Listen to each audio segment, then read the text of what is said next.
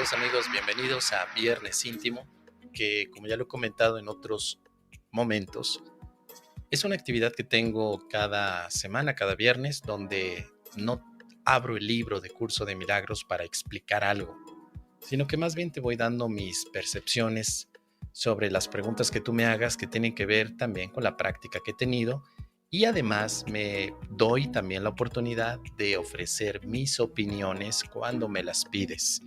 Aunque en ocasiones hay personas que no me piden una opinión y yo de todos modos la doy. Quiero volver a ser honesto con todos ustedes una vez más, sobre todo porque hoy es Viernes Íntimo. Y yo no soy un maestro de Dios, no soy un facilitador de curso de milagros. El hecho de que yo hable del curso de milagros no significa que tenga un nivel de conciencia superior a nadie. Nunca me lo he considerado de esa manera. Me considero más bien un estudiante como tú de un curso de milagros, un interesado quizá en la parte más práctica que tiene este curso. Por eso, para que puedas disfrutar de este enlace, te sugiero que no tengas una expectativa de yo ser superior a ti por alguna situación de práctica. No soy un maestro de curso de milagros, ni maestro de Dios. Me vas a escuchar juzgando mucho, equivocándome también, pero sobre todo teniendo la libertad de expresar mis opiniones tal cual, y que en ocasiones parece ser algo desafiante, porque pues con la idea de que no hay que juzgar, creemos que entonces ya no podemos opinar. Y el curso de milagros nunca te prohíbe que opines, jamás. Y tampoco que juzgues, simplemente te invita a que te des cuenta que no puedes juzgar porque no tienes toda la información. Dicho lo anterior, ya con este disclaimer, vamos a escuchar las preguntas que me están dejando aquí ya los milagronautas en este día, en este 29 de noviembre del 2024, esperando que pasemos un momento agradable, un momento más íntimo, más tranquilo. Más allá de tantas cosas que a veces parecen saturarnos, vamos a regalarnos un momento de tranquilidad. ¿Qué nos dice Jan? Jan, buenas tardes. Entonces, si olvido leer el tema central de alguna lección, continúo sin culpa, ya que las practico todas, eso sí. Practicando ando, gracias por su instrucción correcta.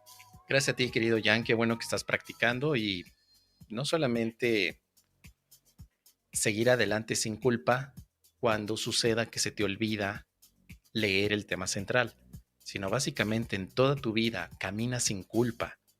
No hay nada que verdaderamente justifique vivir como un culpable. No hay nada en este mundo que represente para ti un error tan grave que te tengas que marcar de por vida como un culpable y después caminar como culpable que merece el castigo. El curso trabaja en ese aspecto.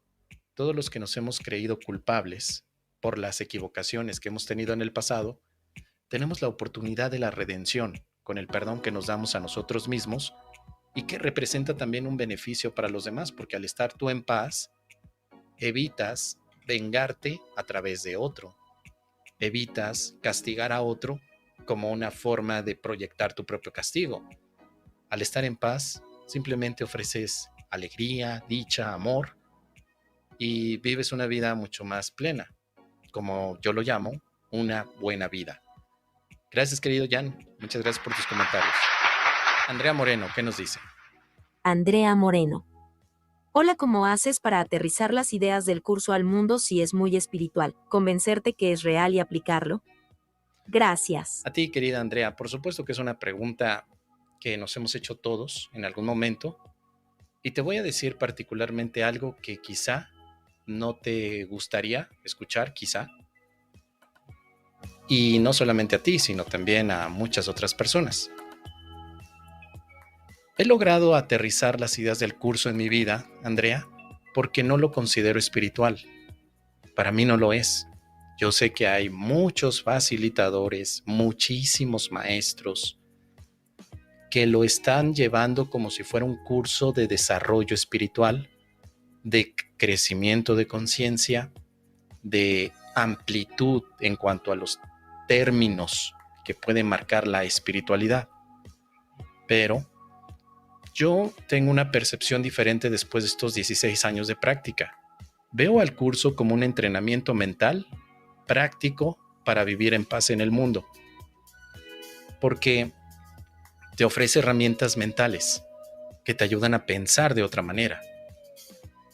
En lugar de creer que te están atacando, piensas que te están ofreciendo una oportunidad para amarles, ayudarte o simplemente para no tomarte tan en serio y empezar a disfrutar más con un buen sentido del humor. Pero para mí, durante mucho tiempo sí representaba un curso espiritual. Yo sé que hay muchas personas y quizá hasta los mismos personajes emblemáticos del curso de milagros, como puede ser Kenneth Wapnick, quizá Rosa María Wynn y quizá muchos otros facilitadores digan que es espiritual. Personalmente no creo que sea espiritual. Es mental, se parece más a los aspectos de la filosofía y tiene más encuentros con el estoicismo que con la parte espiritual. Esa es mi opinión, Andrea. Eso es lo que yo pienso y la forma en la que yo llevo el curso de milagros lo hago simplemente aplicando sus directrices. Por ejemplo, si una persona me empieza a causar a mí conflicto, no porque la persona me dé conflicto, sino porque yo interpreto que me está dando un conflicto, ya sé qué usar del curso. Por ejemplo, Andrea, la idea que yo utilizo del curso de milagros es: nadie me está haciendo nada. Y no creas que esa idea que viene en el curso de milagros es muy espiritual. Es una idea que incluso hasta parece estoica. Parece de la filosofía griega del siglo I.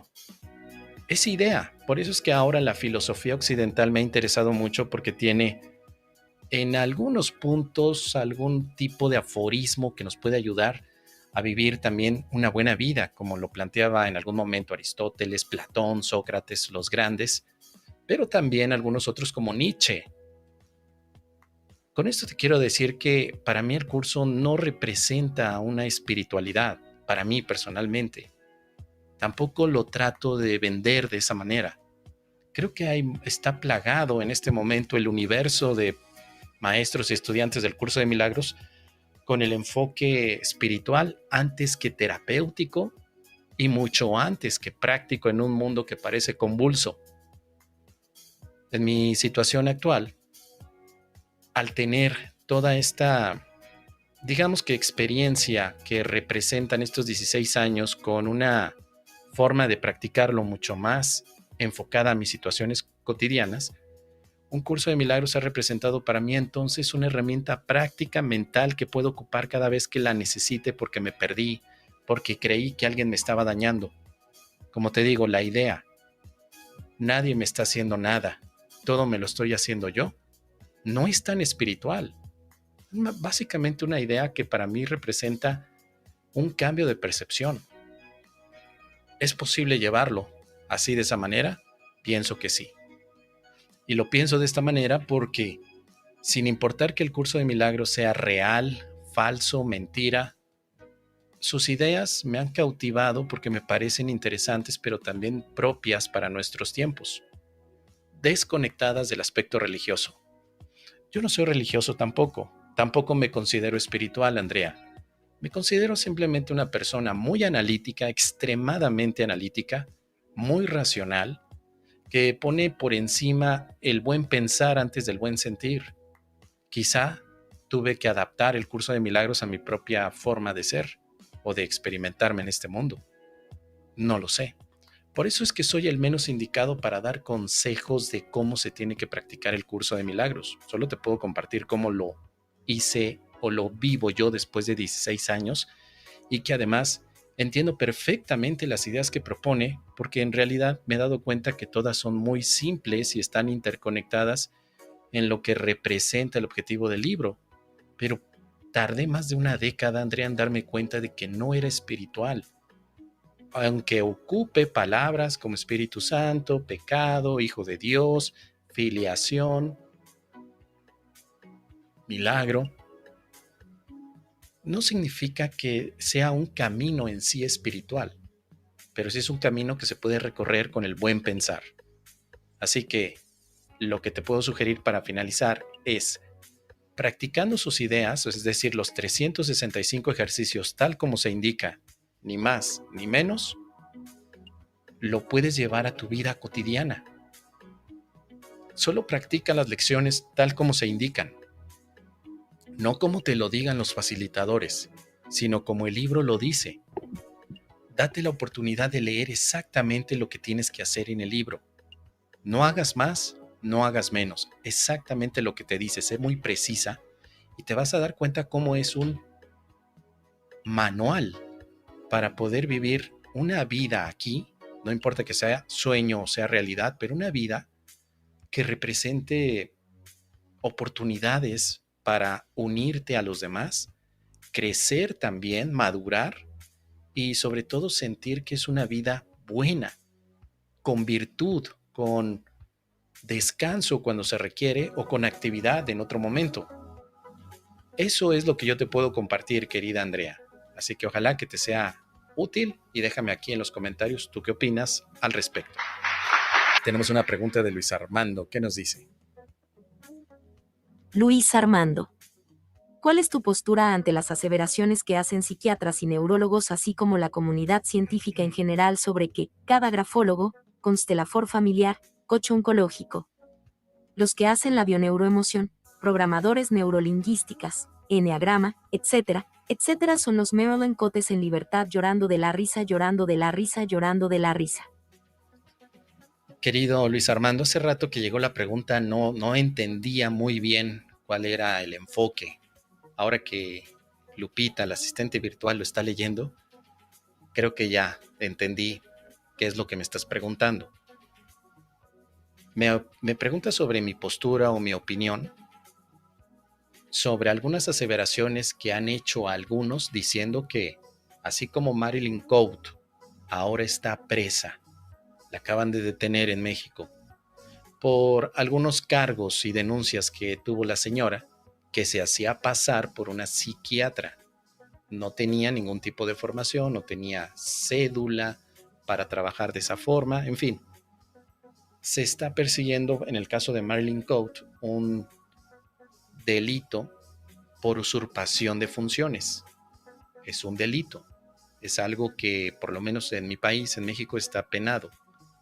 Me estás preguntando qué opino yo sobre esta frase o este comentario de que todos estos que mencionaste, grafólogos, consteladores familiares, coach ontológicos, bioneuroemoción, programadores, sí, PNL, enneagramas, que todos ellos son como Marilyn Coate, pero que están en libertad.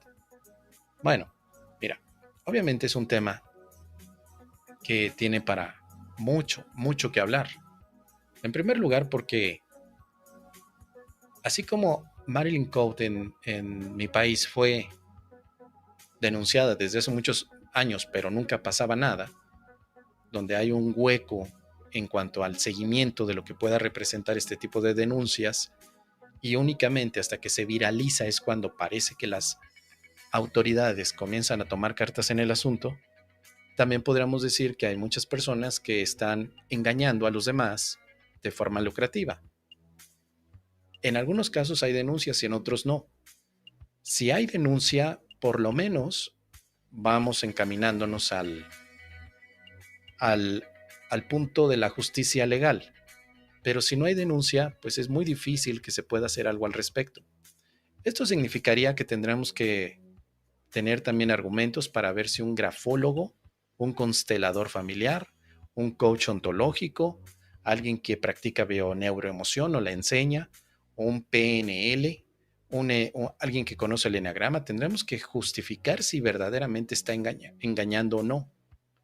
Tendríamos que ver, y ahí hay una línea muy delgada, querido amigo. ¿Cómo podríamos comprobar que un grafólogo está engañando a los demás? Depende de qué está aseverando. Por ejemplo, en el caso de Marifer Centeno, ella decía, la grafóloga que también está en este momento con un escándalo con Mr. Doctor, ella decía que a través del uso de tu letra puede haber una alteración y cambios fisiológicos, ¿no? O sea, últimamente se está hablando del meme de que ella dice que si tú escribías con color azul, ibas a bajar de peso. Y obviamente ese tipo de aseveraciones pueden darse como indicaciones que alguien sigue y que le pueden causar problemas. Podrían estar abandonando un tratamiento que algún nutricionista les da, simplemente se ponen a pintar en azul. Ese tipo de cosas, hay una apertura muy grande entre lo subjetivo, lo que yo opino, lo que a mí me funcionó, lo que no me funcionó, pero no hay ningún tipo de regulación. Esa es la palabra que se ocupa en el ámbito de las leyes, la regulación de las actividades que se hacen. Entonces, no hay una regulación ni para los consteladores familiares, ni tampoco los grafólogos, ni los coaches ontológicos, ni los que decimos que damos psicoterapia del curso de milagros. No existe una regulación en varios países. Por lo menos puedo hablar de México, no existe. Pues aquí si tú quieres ser un constelador maya de la estrella Orión, pones tu pancarta, dices que te dedicas a tener conexión con los pleiadianos y empiezas a ganar plata sin problema. No hay nadie que crea que estás haciendo algo bueno o malo, simplemente hay personas que creen que lo estás haciendo bien por un lado y personas que te van a ignorar o que simplemente van a decir yo no quiero estar allí, pero no hay nada que pueda regular este tipo de actividades. Hay otros lugares, por ejemplo, creo que en España sí hay mucha más regulación, mucho más ojo avisor sobre lo que está pasando. Pero en algunos otros países de Latinoamérica, México, Colombia, quizá Argentina, quizá Venezuela, pues todo esto es muy laxo, es muy abierto. Entonces, decir que todo este grupo de personas son como una Marilyn Code, pues me imagino que están engañando, solo que están libres. En el caso de Marilyn Code estaba engañando y ya está presa y todavía falta que se genere algún tipo de juicio sobre lo que va a pasar y de ahí pueden ocurrir muchos temas para un desenlace que pueda ser a favor de ella incluso. Es un tema bastante, bastante difícil. Y si todo esto lo ves incluso ahora con temas que tienen que ver también con sectas que se van haciendo a través de este tipo de terapias o como le llaman algunos pseudoterapias, está todavía un hueco más abierto. Entonces, definitivamente es difícil el que se pueda dar una iniciativa, por lo menos hasta hoy, porque están pululando constantemente este tipo de psicoterapias, constantemente. Siempre hay una nueva que te puedes inventar. Y lo único que también se puede hacer al respecto en este sentido, querido amigo, es la información, el pensamiento crítico, cuestionar, como en algún momento lo he dicho, por el lado que nos corresponde sería la educación, la información, el cuestionamiento, la revisión, no quedarnos con una sola postura, sino más bien cuestionar si lo que nos están diciendo tiene verdaderamente sustento, solamente está basado en creencias, si está basado en algún tipo de ensayo clínico, evidencia, o si está basado en testimonios. Es muy tradicional decir, bueno, es que mira, eso que tú dices que es pseudociencia o pseudoterapia, a mí me funcionó. No te metas con eso porque a mí me funcionó. O sea, eso es muy tradicional. Pero el hecho de que a ti te haya funcionado tampoco significa que funcionó porque seguiste al pie de la letra la psicoterapia, la pseudoterapia tal vez, o el camino y la escuela filosófica y religiosa que te vendieron. O sea, no significa eso. Pueden haber otros elementos. Pero defender nuestras creencias por los testimonios que tenemos, porque a mí me pasó, yo lo viví, etcétera, pues eso nos pone en una situación vulnerable, porque entonces vas a ocupar ese tipo de medición para poder aceptar otro tipo de terapia. Generalmente las personas que acceden a una nueva forma terapéutica de trabajar, a veces escuchan los testimonios. Si oyen que muchas personas dicen que les funcionó, a veces dicen, bueno, como yo tengo la experiencia de que hay algo nuevo que me funcionó y aquí hay otra cosa nueva y hay otras personas que les funcionó, por regla a veces de integración de criterio, podrías decir, a mí también me tiene que funcionar, o yo le creo a las personas que dicen que les funcionó. Ese tipo de forma de pensar es bastante frágil, porque cualquier persona te puede vender cualquier cosa diciéndote, es que a mí me funcionó. Incluso se le llama a mi funcionalismo, ¿no? De que a mí me está funcionando, te lo puedo vender. Por eso, en este sentido, yo trato, cuando hablo del curso de milagros, más allá de estar diciendo que a mí me funcionó, exponer que las ideas tienen sentido, que las ideas que propone el curso te pueden llevar a pensar de otra manera, que sus ideas tienen una conexión más profunda con lo que estás viendo, te lleva a reconsiderar que puedes hacer cambios, o sea, más que a mí me funcionó, como a mí me funcionó el curso de milagros, a ti también y le tiene que funcionar a todos, más allá de utilizar ese tipo de argumento, trato de apelar a la razón, al pensamiento crítico. Y esto es algo que considero relevante para todos los seres humanos. El pensamiento crítico es una habilidad que se va desarrollando. Puedes aprender a pensar críticamente, precisamente para mirar un poco más allá de lo evidente. Porque así como Marilyn Coate vestía como si fuera una profesional en su ramo, esa apariencia nos puede engañar cuando no cuestionamos más. Así que, desde mi postura, le tengo especial aprecio al tema del pensamiento crítico, al pensar. Esa es una de las cosas que ahora estoy tomando constantemente en cuanto a la divulgación. Aunque estoy hablando de curso de milagros, trato de incluir constantemente el pensar, invitarles a pensar. Casi no les digo siéntanlo y ya, o simplemente acepten esta idea del curso porque Jesús lo dice.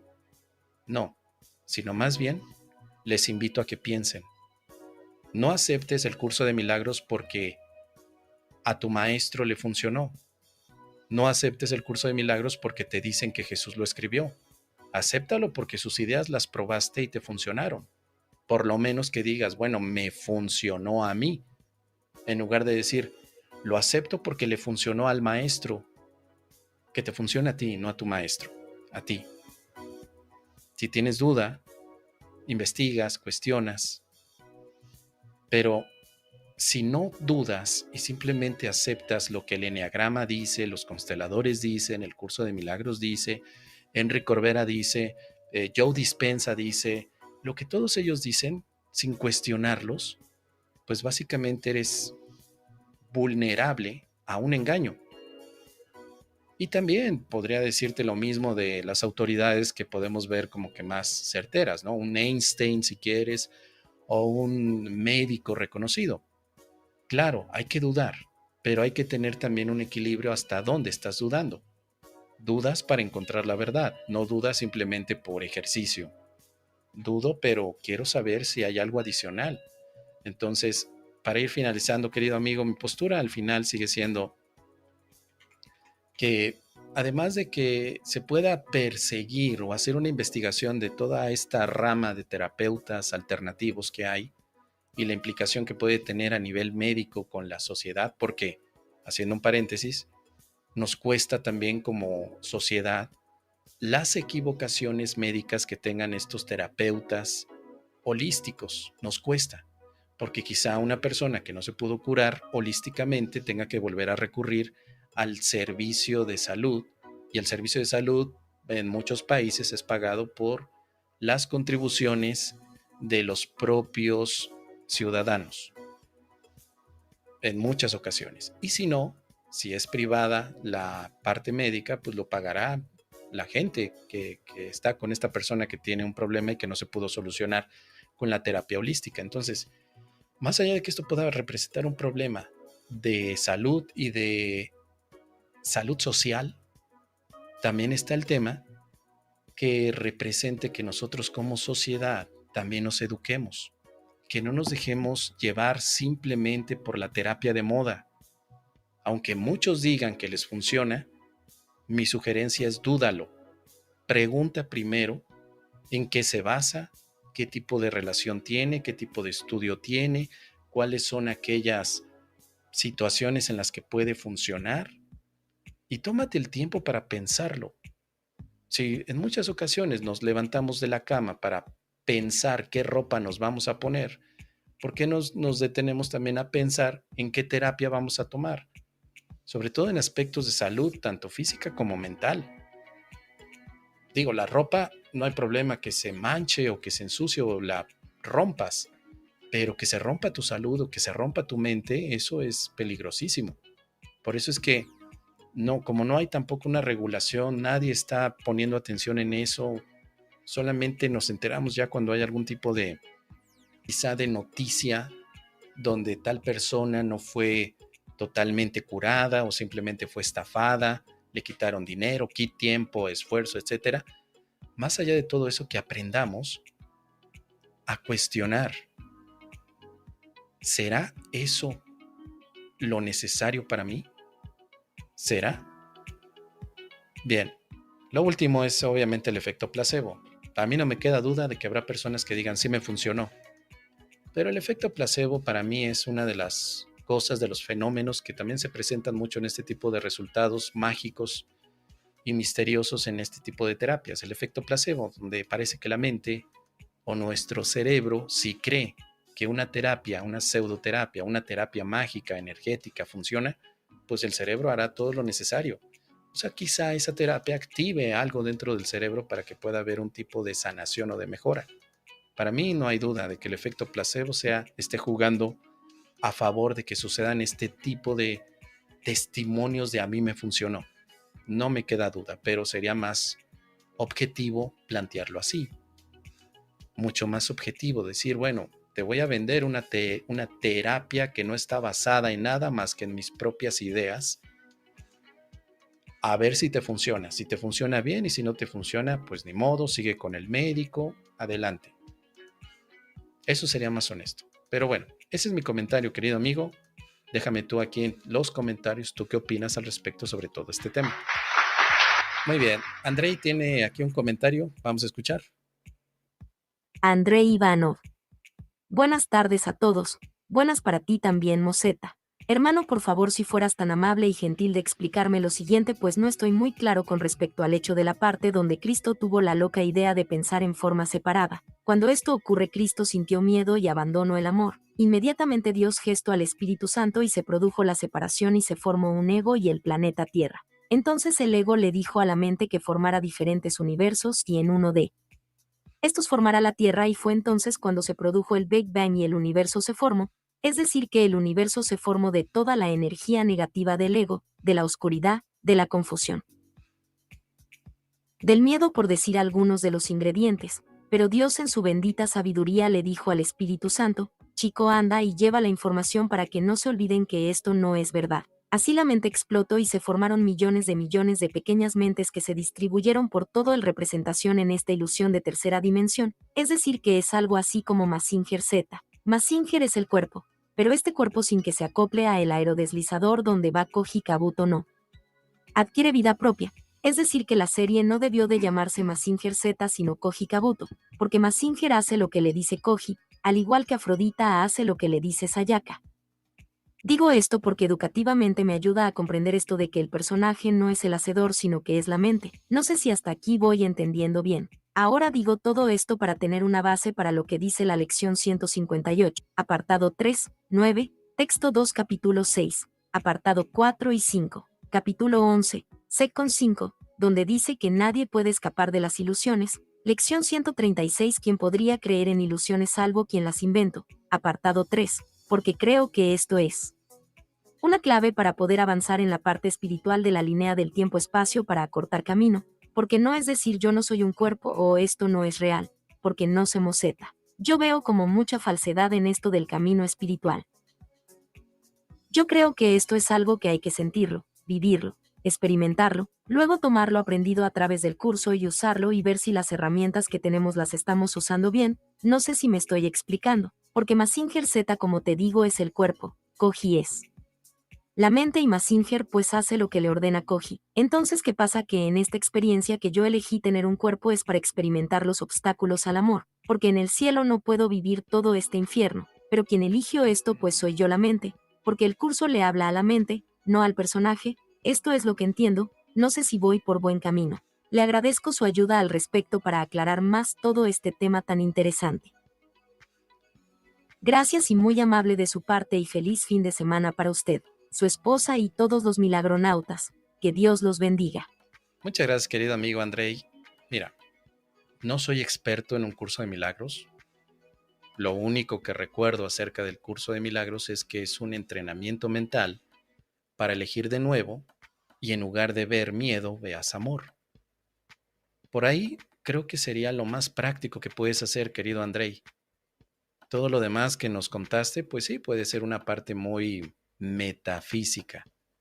Pero si te interesa algo así, pues el curso de milagros desafortunadamente tampoco tiene información.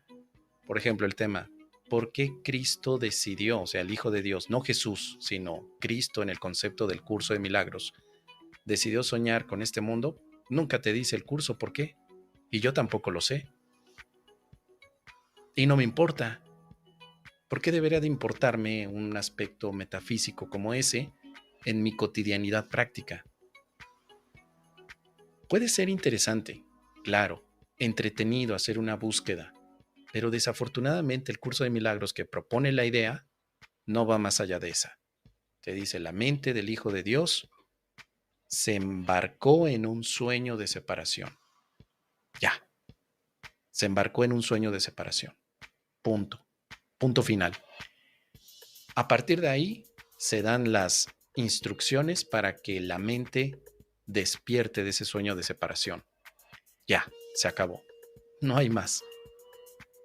Todo lo demás pueden ser filosofías, divagaciones que yo haga, como tú hiciste la metáfora con Mazinger Z, yo la puedo hacer con Evangelion, alguien más la puede hacer con, no lo sé, con un celular, con un teléfono. O sea, podemos jugar y jugar y jugar con las ideas si te parece entretenido. Perfecto.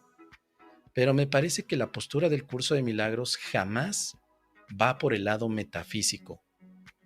Después de estos 16 años me doy cuenta que toca lo metafísico muy por encima, sin profundizar tanto. Pero me gusta que profundiza más en cómo practicar el perdón que te lleva a la paz. No estoy desestimando la explicación metafísica que da el curso, solo que no le veo yo al curso de milagros muchos deseos de volverse un manual filosófico sobre la ontología del Hijo de Dios. Tampoco es una teología, ni te dice por qué Dios es Dios, ni te dice por qué Dios deja que su hijo sueñe, sino más bien en el momento que su hijo comienza a soñar, le da al Espíritu Santo para que despierte. Todo eso es como la visión interesante, atractiva en cierto sentido. Para mí no es importante. Una cosa es lo importante y otra cosa es lo interesante. Lo que a mí me importa en este momento es la paz. Eso sí me importa, cómo vivir en paz en este momento. Es interesante conocerlo, pero no me importa conocer la metafísica del curso. Yo sé que hay muchos maestros y estudiantes también que casi se han vuelto doctores, han tenido casi un doctorado en la metafísica. Estoy seguro que ellos te pueden dar incluso una versión mucho más atractiva de lo que representa todo esto. No sé si con Big Bang incluido o sin nada de Big Bang. No lo sé. Pero después de tantos años que he tenido la oportunidad de practicar, reflexionar y sobre todo vivir, estoy utilizando lo que es importante en mi vida. Y el curso de milagros no lo es.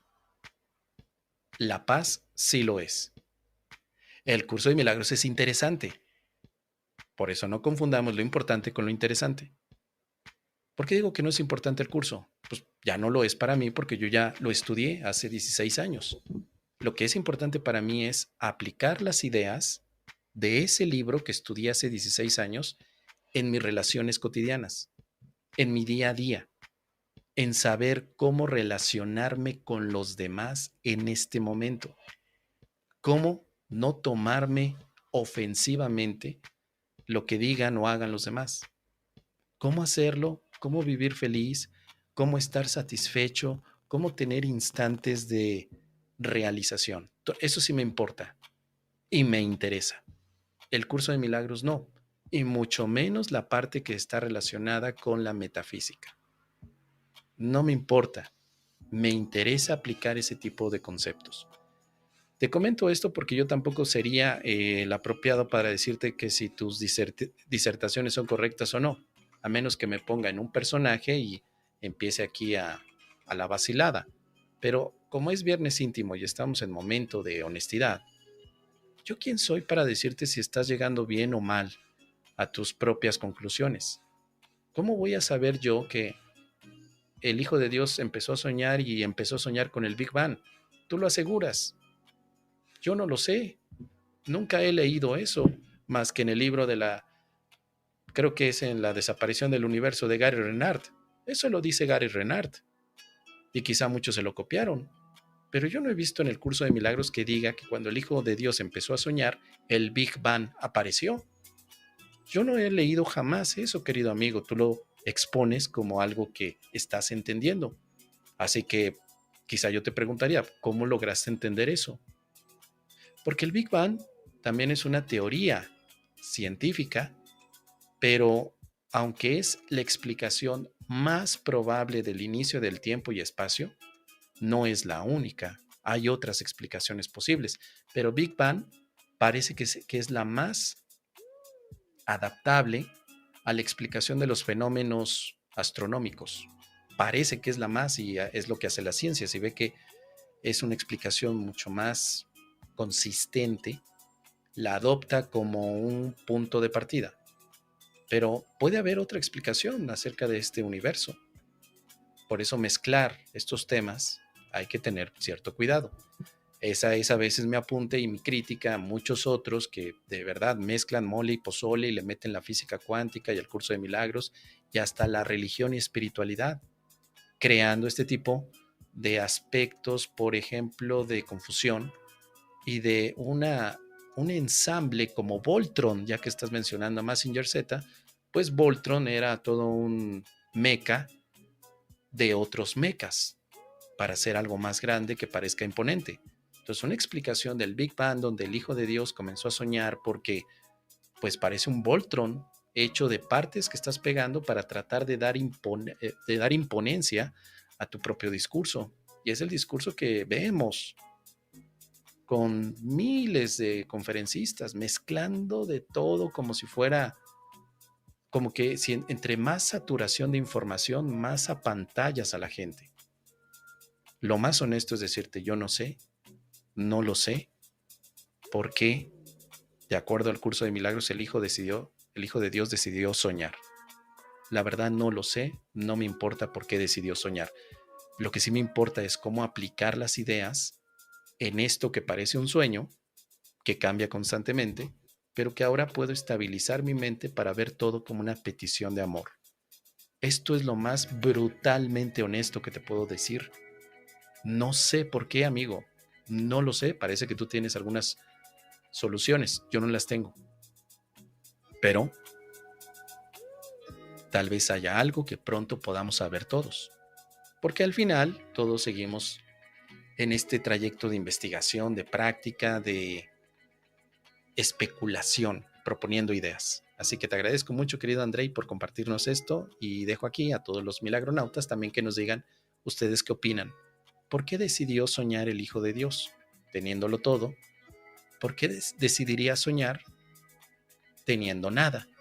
¿Qué opinan? Déjenlo aquí en los comentarios. Muy bien, tenemos a Pablo Lázaro también que nos deja aquí un mensajito.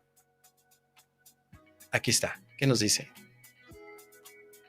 Pablo Lázaro, buen viernes y pronto fin de semana. Quiero saber tu opinión sobre los libros Caballo de Troya de JJ Benítez. Me suena a mucha fantasía, pero el señor lo afirma con su vida, jajaja, abrazo grande. Estos libros, Caballo de Troya, que fueron y han sido todo un éxito literario, empezaron a tener auge en el momento en el que los lectores vieron en ellos algunos aspectos importantes como un viaje al pasado en la época de Jesús. De acuerdo a los libros Caballo de Troya, los investigadores y científicos de Estados Unidos, de la NASA y de la Fuerza Aérea Naval y Espacial, perdón, de Estados Unidos, encontraron la forma de hacer viajes al pasado, viajes en el tiempo. vienen muchos detalles dentro del libro que más o menos narran cómo se podría haber hecho esto a través de los efectos cuánticos, por supuesto. El caso es de que después de cierta experimentación, eligieron a un mayor, es decir, una persona con un grado militar muy alto, como un enviado al pasado para que documente la última semana de Jesús, justo cuando sucede la última cena, cuando lo aprenden y cuando lo crucifican. Así que tomaron a esta persona en los años 70, narra el libro de Caballo de Troya, lo toman y lo van a insertar en el pasado, tal como está, obviamente, el relato que conocemos por la parte de caballo, del caballo de Troya, ¿no? El caballo de Troya original era precisamente meter un caballo en Troya que tenía dentro algunos, pues algunos griegos que iban a capturar Troya, ¿no? Metieron al caballo de Troya en ese relato griego como una forma de espionaje. Bueno, en el libro Caballo de Troya, la versión de Juan José Benítez, se utiliza la metáfora del caballo de Troya para poner a una persona que insertan en el pasado a través de una máquina, a través de supercomputadoras, unos gadgets impresionantes que va a ocupar el señor, y entonces se dedica a narrar la última parte. Bueno, todo eso vienen en 9 libros, 9 o 10 libros, muy gordos. Y durante los libros tú vas viendo como el mayor Jason, le llaman Jason, también por el relato de Jason y los argonautas. Jason conoce a Jesús, habla con él, como que lo entrevista. Jesús sabe quién es Jason, que Jason es del futuro, y habla con Jesús y se empiezan a relacionar. Y entonces el mayor todo esto lo ponía en un diario, lo escribió, y en ese diario pues te va narrando un Jesús muy amoroso, un Jesús divertido, o sea, el Jesús que puedes ver en la serie de Chosen, esa serie de Chosen que Los Elegidos o el elegido que ya está en Netflix, esa serie, todo ese Jesús es el mismo que está retratado en Caballos de Troya. Es el mismo, o sea, con el tipo jovial que te tocaba los hombros, que sonreía contigo, que estaba un rato con sus apóstoles y de pronto desaparecía y los dejaba a ellos que arreglaran sus problemas. O sea, ese mismo Jesús que aparece en The Chosen es la misma figura que tomaron de Caballo de Troya. Estos libros que se escribieron desde 1980 se hicieron muy populares y una gran comunidad de lectores empezó a leerlos de forma muy ávida porque como hay tantos detalles, como hay la parte emocional, el contacto con Jesús, pues nos conmovieron en su época. Yo los conocí casi desde los años 90. Yo empecé a leer Caballo de Troya desde los 90. Hasta el último libro, todos los he leído, porque me gusta muchísimo todo lo que aparece ahí. Pero ahora, ¿qué hay alrededor de estos libros? ¿Son fantasía? ¿Son hechos reales? Cuando tú le preguntas al autor, que es Juan José Benítez, él te dice, ¿esto sí pasó? ¿Cómo lo compruebas? Ah, es que el mayor Jason, yo lo conocí, me dio todos los folios donde se anotaron todo su diario, todos sus viajes, y yo los tengo. Le dijeron a JJ Benítez, bueno, pues preséntalos. No, no los puedo presentar porque hay muchas sorpresas, en fin.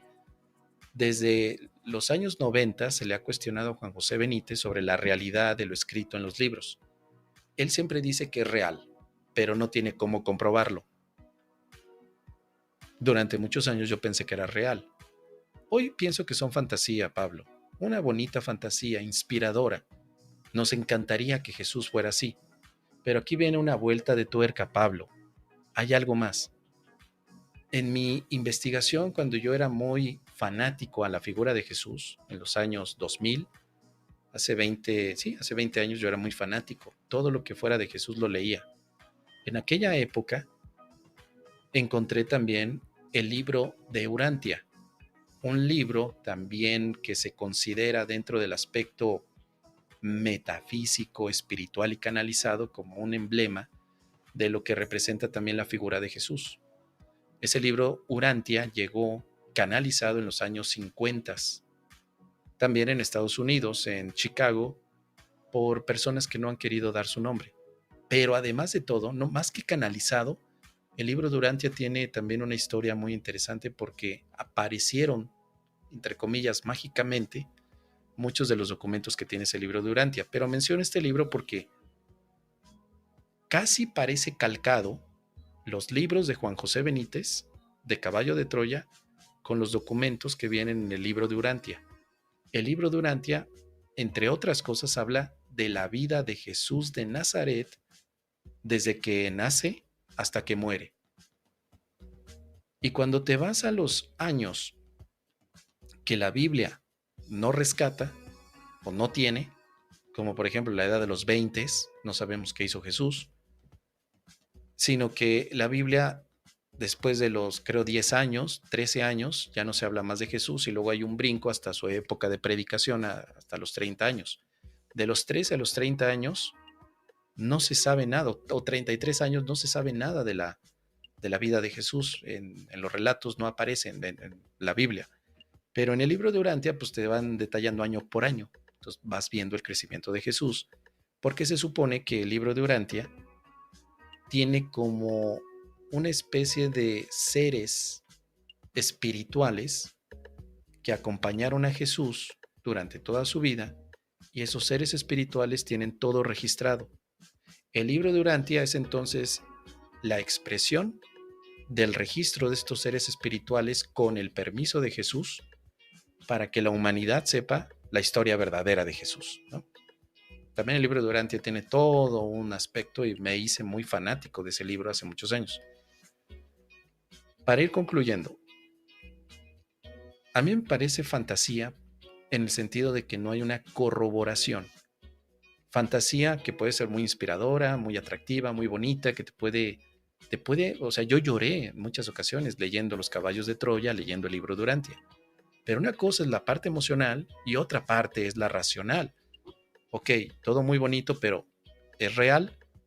Juan José Benítez dice que sí, porque eso le da también cierto misticismo a los libros, le da cierto enfoque de tener algo en tus manos que no toda la humanidad puede tener. Tienes en tus manos un viaje real de Jason hacia el pasado y te cuenta todas las aventuras que vivió durante mucho, mucho tiempo, muchísimos años. Es como el libro que quieres tener o los libros que quieres tener en la mano, que quieres que sean reales, verídicos. Te quedas con esa sensación, ojalá que esto fuera real. Por eso cuando me preguntaban de la serie Chosen y la empecé a ver, casualmente la forma en que exponen a Jesús, sus apóstoles, sus andanzas, es casi una calca de Caballo de Troya y del libro de Urantia. Obviamente me aburrió la serie, porque pues ya Jesús no es para mí una figura de interés. Es importante, pero no es una figura de interés. Y eso porque también me recordaba mucho lo que los libros dicen. O sea, justo los temas de el libro de Urantia hay cosas que parecen calcadas hacia la serie de Netflix de Chosen. Y obviamente que muchos que ven la serie de Chosen dicen, es que ese Jesús, cómo me encanta, porque es muy alegre, muy divertido, pero también se pone muy específico cuando quiere ayudar a los demás. Sí, todo eso es básicamente gran parte de la personalidad que aparece en los libros de Caballo de Troya y el libro de Urantia. Así que personalmente pienso que es una fantasía.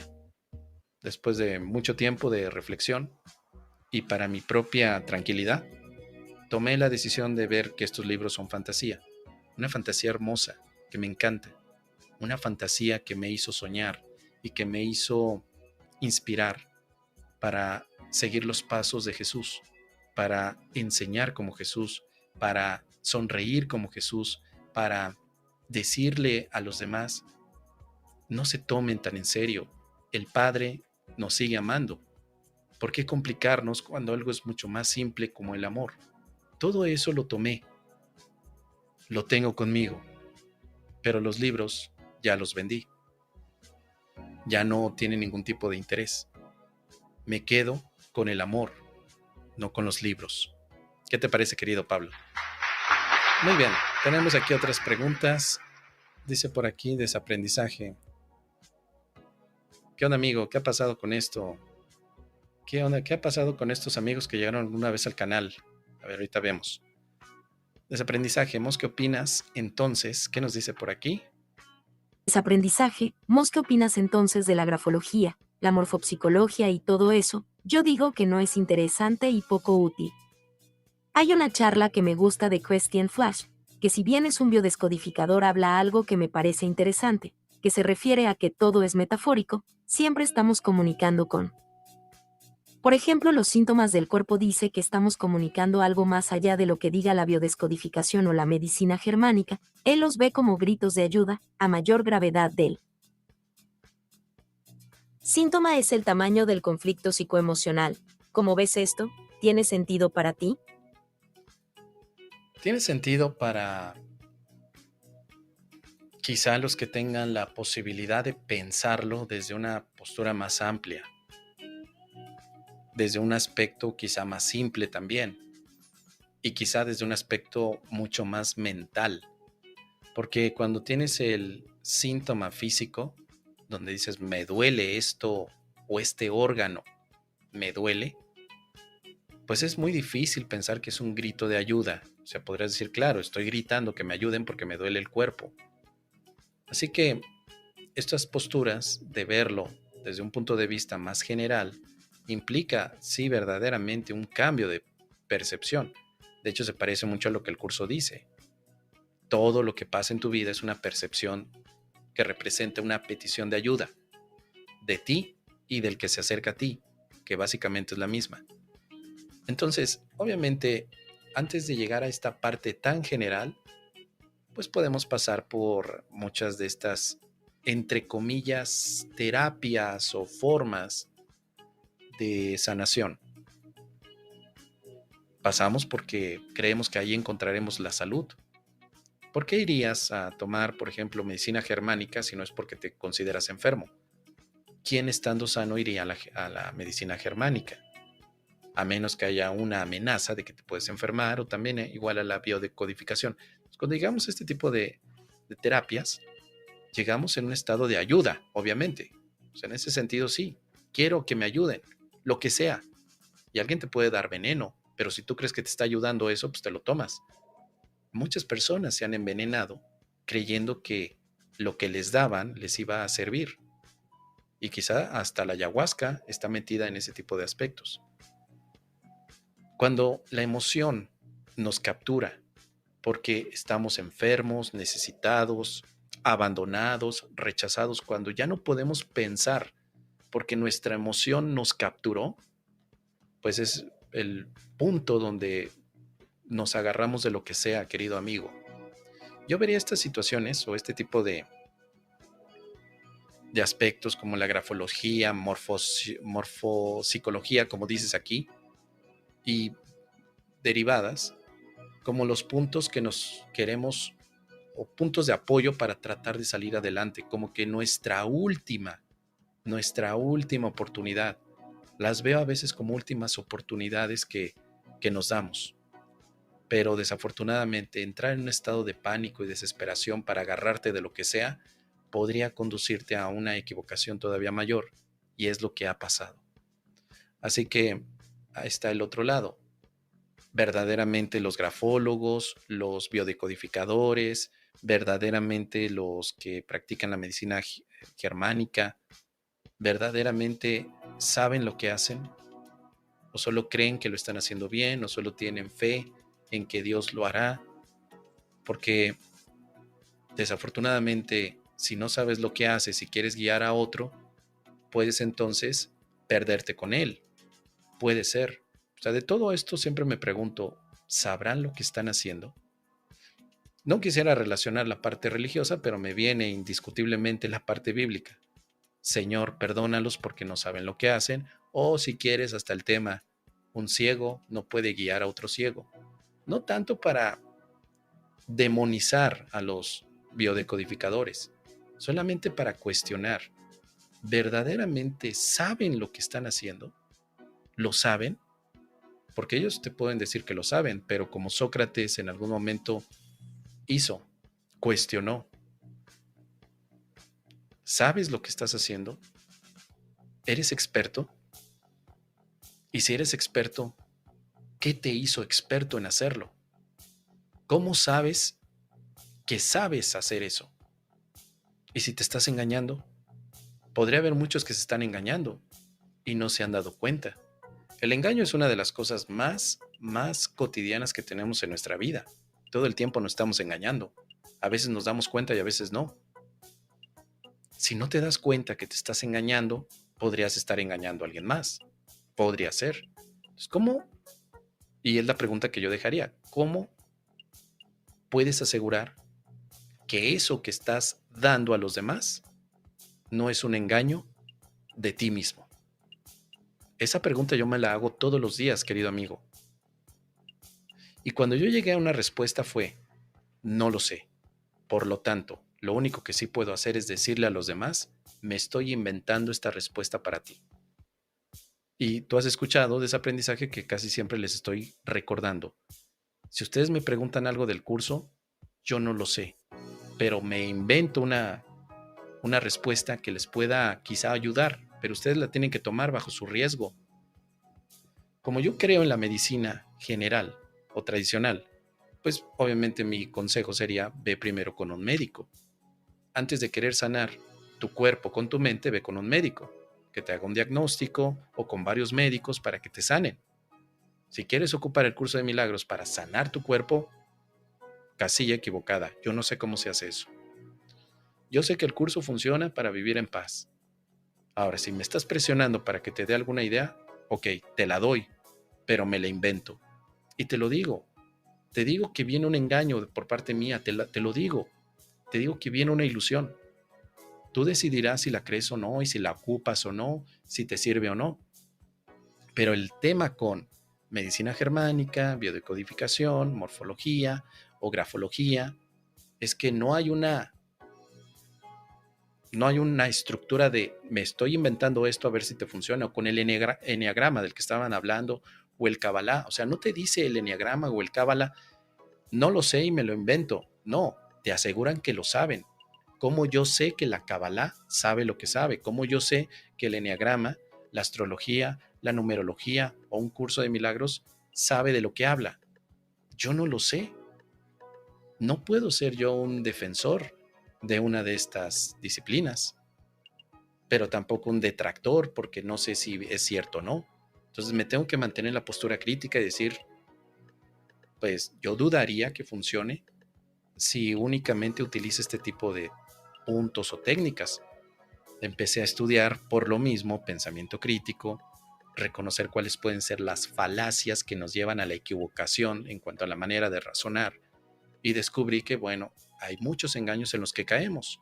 Engaños como el a mí me funcionó, engaños como que hay muchas personas y a todas les funcionó, debe de ser bueno, engaños como que es milenario y si es milenario funciona, engaños como que, no lo sé, miles.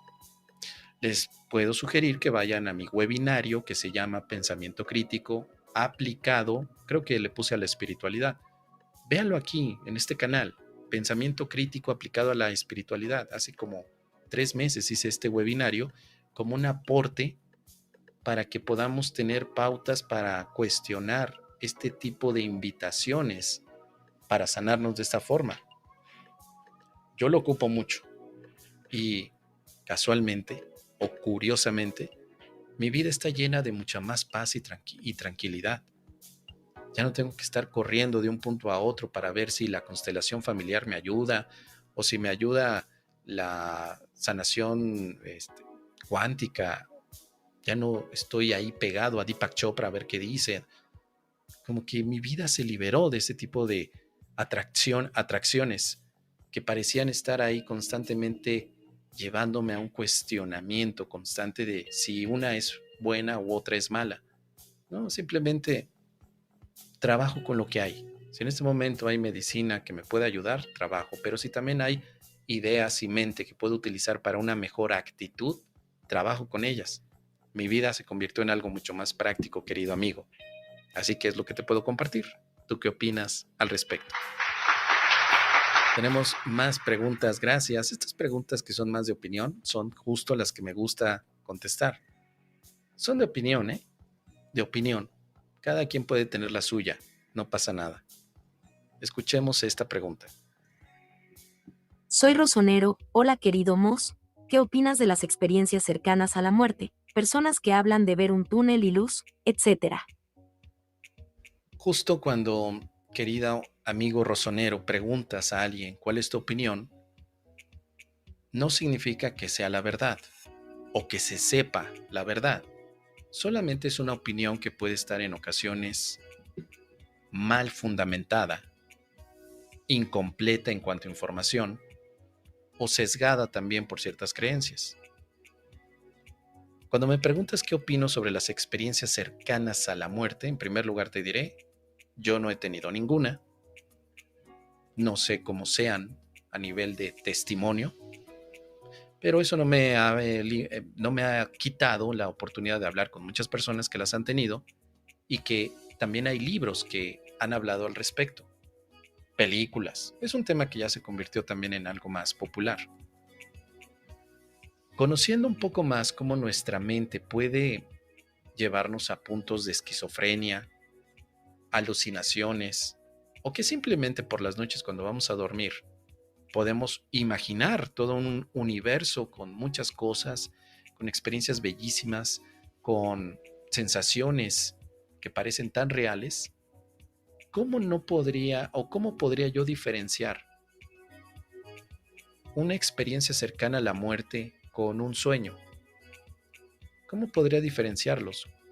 ¿Qué tal si fuera una experiencia cercana a la muerte igual que un sueño? No es que sea real, sino también imaginada. Ese es mi primer punto de cuestionamiento. Más allá del sentir, ¿eh? Porque alguien puede decir, bueno, es que en un sueño yo no siento tan bonito como lo tuve en la experiencia cercana a la muerte donde sentí a Jesús. ¿El sentir marcaría la diferencia? A mí me parece que sería una visión bastante somera. Por lo tanto, he pensado, como no puedo tampoco saber diferenciar entre esta experiencia con un sueño, una meditación guiada o quizá hasta alguna alucinación, me mantengo al margen. Si tuviera que dar una respuesta inmediata, querido amigo, te diría, considero que son sugestiones de la mente, imaginaciones producidas por una alteración química del cerebro. Esa sería para mí la explicación, nada más, para mí personalmente. Aquí habrá alguien que levante la mano y diga, no, no, no, pero es que yo la viví y fíjate que me pasó esto. Y bueno, me cuenta el testimonio. Pues yo no lo voy a debatir. Si tú tienes testimonios y para ti es real, pues adelante. ¿A mí qué? Yo no pierdo nada, ni me quita nada. Es un tema que tampoco me interesa. No lo investigo porque no me interesa, pero tampoco tengo necesidad ni motivación para hacerlo. Entonces, si alguien quiere decir que sí existen y que son reales porque le pasó, pues yo seguiré tomando mezcal. Pero si alguien me dice que no existen, que no me deje engañar, pues yo sigo tomando mezcal. Pero sí te ofrecí mi opinión porque tú me preguntaste directamente. No sé si exista, pero es un fenómeno. Sin embargo, cuestiono que pueda ser independiente de cómo funciona nuestro cerebro o quizá nuestra mente, porque se parece mucho también, o por lo menos por los testimonios, se parece mucho a temas de ensoñación y temas de alucinación. ¿Cómo diferenciar? Tal vez es otra manera en la que funciona la mente, simplemente. Es lo que te puedo compartir. ¿Tú qué opinas al respecto? Muy bien. Les quiero recordar que voy a estar en... ¿Cuándo voy a estar? El 28 de febrero. Por si están interesados en participar en el retiro Primero Tu Paz en Colombia, estaré con Ángela Potes, con Martín Merallo y yo. Los tres vamos a estar del 28 de febrero 2025 hasta el 2 de marzo en este retiro presencial donde hablaremos acerca de la paz interior y una comunicación interna contigo desde la parte más pacífica que hay en ti. En este retiro, que va a ser en Colombia, en Subachoque, así se llama el lugar, Subachoque en el centro Amar, a unos 40 minutos de Bogotá, Colombia, estaremos en un sitio, más o menos unas 100 personas, para que podamos todos practicar diferentes técnicas que nos puedan llevar a esta paz. Entre ellas hablaremos del curso de milagros, pero también vamos a aportar otras herramientas que nos gustan.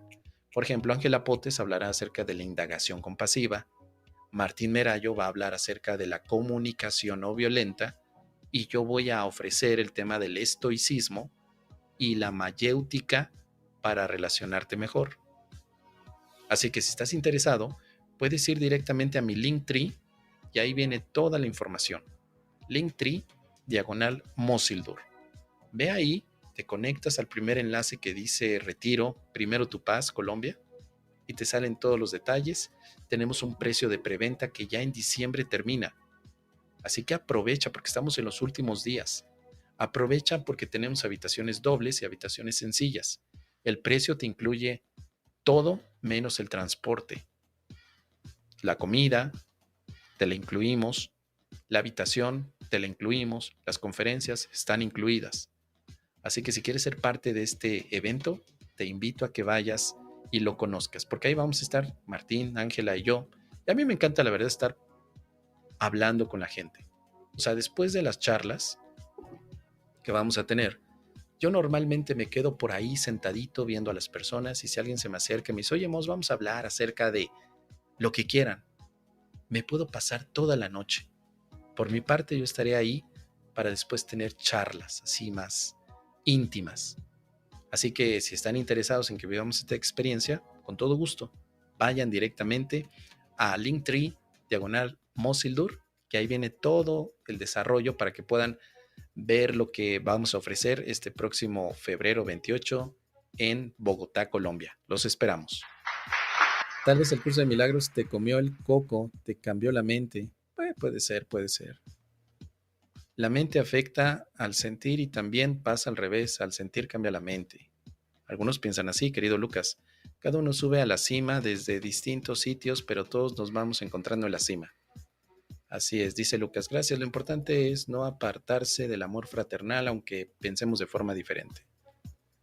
Muy bien. ¿Qué más tenemos? ¿Qué otras preguntas tenemos por aquí?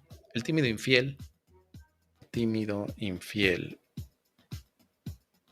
Luz Elena Gómez, gracias por estar aquí. Pasa en el mundo también. Marco Antonio. El tímido infiel nos dice... El guión bajo tímido guión bajo infiel. Creo que si buscamos algo más metafísico para eso está el alfabeto hebreo o la cábala. En el alfabeto hebreo sí se explica el Big Bang. Ahorita el que está de moda y pantalla pendejo son todos los temas de Jacobo Greenberg. Bueno, en primer lugar, no sé si el Kabbalah pueda explicar el Big Bang. Es una aseveración fuerte, querido amigo. La misma pregunta te podría hacer, ¿cómo sabes que lo explica? Y aún, si lo explica, los científicos se verían muy beneficiados de ver esa explicación. Porque una forma puede ser especular y otra forma puede ser explicar. Yo especulo que el Big Bang nació de una semilla que se plantó en un árbol llamado el árbol de la vida que está encima de una tortuga cósmica. Yo especulo, pero eso no explica nada. Explicar significa definir causas y efectos. Los científicos no lo han podido explicar. Ellos toman una teoría que puede explicar algunos efectos astronómicos, como lo dije hace un momento. O sea, el por qué las galaxias, cuando se miden, parecen alejarse, lo explican a través de un proceso en el que todo estaba unido y luego se separó, pero con una velocidad, con unos cálculos matemáticos, con varias herramientas, con varias especulaciones que luego se formalizaron, ya no tanto con especulación, sino más bien con fundamentos teóricos matemáticos. O sea, se ha tomado ese modelo de un universo creado por una explosión, entre comillas, o con un evento que desencadenó que muchos o mucha actividad subatómica empezara a suceder. Pero ya la ciencia no tiene más explicación de dónde vino.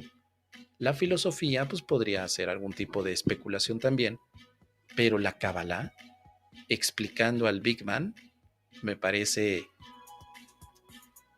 pues no lo sé, de risa, aunque tratando de mantener el respeto, pero sí de sorprenderte, ¿no? Porque tal vez lo único que haces pues, es especular, ¿no? Como hace un momento dijimos, bueno, en el curso de milagros se nos dice que el Hijo de Dios empezó a soñar y yo especulo, yo creo, me gustaría pensar que ese sueño es el equivalente o es el Big Bang. Pero si se lo planteas a un físico, te dirá, muy bien, ¿y cuál es el modelo matemático? ¿Cómo podemos llegar a esa conclusión? Ah, no, pues es que yo creo lo que diga Jesús. Pues sí, pero ¿bajo qué se fundamenta? Todo ese tipo de cosas justo tienen que ver también con elementos como dices aquí adelante, ¿no? Que ahora Jacobo Greenberg se pone de moda porque él parecía o daba la impresión de ser un científico que todos los modelos y especulaciones energéticas, chamánicas o filosóficas estaban sustentadas.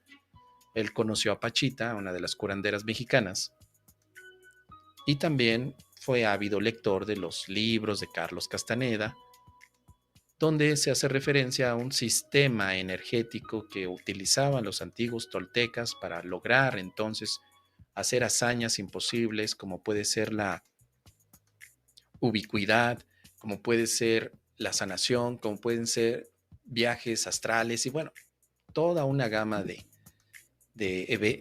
eventos fenomenológicos impresionantes.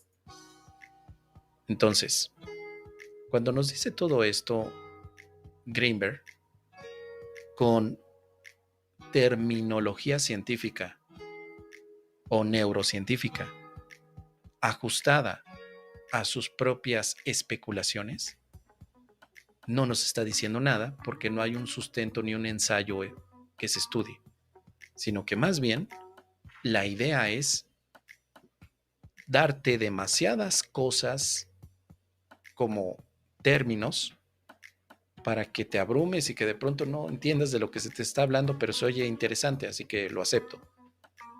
Eso fue una de las cosas que a Jacobo se le criticó dentro del aspecto científico. Se le pidió, bueno, está muy bonito todo lo que habla, muy interesante, qué bueno que tengas la teoría sintérgica, donde tenemos una malla en la que todos nos conectamos. Qué bien, sí, Matrix, perfecto, pero ¿en qué se fundamenta? No hay fundamentación. Él empezó a decir, bueno, yo tengo una investigación, voy a utilizar todo esto para que los cerebros puedan empezar a telecomunicarse y la telepatía es real porque yo voy a hacer esto, o sea, vende humos. Y mucha gente no le gusta que diga esto de Jacobo, pero pues vendía el humo porque Jacobo fue obviamente beneficiado por el gobierno de México, la CONACYT, el Consejo Nacional de Ciencia y Tecnología en México le pagaba bien a Jacobo para que hiciera este tipo de cosas, experimentos. Pero él les vendía esta idea posible. Hasta el día de hoy, no. Pero obviamente ha mejorado mucho el sistema de CONACYT para poder apoyar a todos los investigadores. Tienes que desarrollar papel, el paper de investigación y que se tiene que llevar también ante la comunidad científica para que determine si lo que estás escribiendo son tus imaginaciones o si hay verdaderamente una aportación a la ciencia. Y Jacobo Greenberg de verdad no aportó nada a la ciencia. No hay nada. Tiene muchos libros, pero está aportando más a la fantasía que a la ciencia. Y de verdad me he encontrado en este camino tantos personajes que están en este momento idolatrando tanto a Jacobo. Lo ven como el místico científico de México de la época de los 80s, 90s y luego más pues su desaparición. Desapareció, se fue. ¿Qué pasó allí? Seguramente los poderosos, los del nuevo orden, lo eliminaron porque estaba a punto de decir algo tan contundente que iba a hacer temblar a la ciencia. O sea, una vez más, los típicos argumentos de las teorías de conspiración, de que sabes mucho, te tenemos que callar porque estás en un sistema, tienes que salir de la Matrix. O sea, se vuelve a convertir otra vez todo esto en una fantasía, pero no hay resultados. No hay resultados.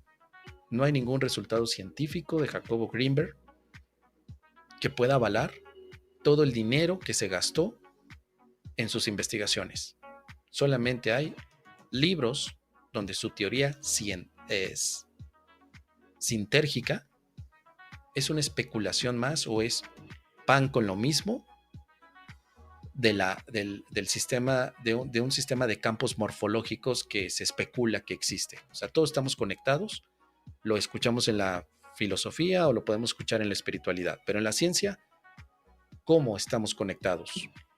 ¿Por átomos? Bueno, tal vez por átomos, pero lo que hacía Jacobo no era utilizar la fundamentación subatómica, sino más bien utilizar simplemente que los cerebros están conectados porque sí, un cerebro con otro, no a nivel atómico, sino de alguna forma, con energías que se cruzan. Cuando lees, porque he tenido la oportunidad de leer también su libro, pues te das cuenta que hay una verborrea de términos neurocientíficos, pero no te lleva a nada. Entonces busca investigaciones, no hay nada, nada, humo, bien vendido, y se sigue vendiendo hoy, y siguen sus estudiantes hoy vendiendo a Jacobo, y seguirán, porque estamos ávidos de fantasía. Por eso no es tan malo que yo diga a veces, esto para mí me parece fantasía, porque somos seres que nos encanta fantasear. Por lo menos en nuestra época, vemos cómo la fantasía ha sido crucial para nuestro desarrollo, nuestra creatividad, para nuestra propia salud mental. Es que no es malo decir que nos encanta que nos estén fantaseando. ¿Por qué hay tanto tipo de ideas como lo que decíamos hace un momento de la grafología? Porque tengo la fantasía que cambiando mi letra cambia mi forma de pensar. ¿Por qué existe la fantasía de que si hago los brazos en forma de B, en ese momento ya soy un vencedor? Porque me gusta la fantasía más que el razonamiento. Porque me encanta la filosofía, quizás hasta la espiritualidad, porque son formas de fantasía. Me encanta la fantasía. Cuando dije que la Biblia para mí era un libro de fantasía, mucha gente se enojó. Pero no es malo, es fantástico. Me inspira, te inspira a ti también, pero yo no tengo elementos para decir si es real o no. Fantasía. Cuando leo a Carlos Castaneda, fantasía. Cuando leo a Lobsang Rampa, fantasía. Cuando leo a Ramta, fantasía. Cuando leo a, no lo sé, Gary Renard, fantasía. Fantasía.